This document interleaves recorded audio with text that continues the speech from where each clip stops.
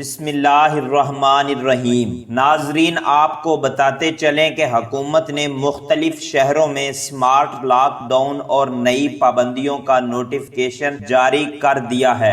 ان شہروں کا نام جاننے کے لیے ویڈیو کو آخر تک ضرور دیکھیں۔ NCOC نے ہدایات جاری کر دی کہ مارکیٹیں رات 10 بجے کی بجائے 8 بجے بند کر دی جائیں اور ہفتے میں 2 دن چھٹی بھی ہوگی۔ چھٹی کے دنوں کا فیصلہ صوبے خود کریں گے۔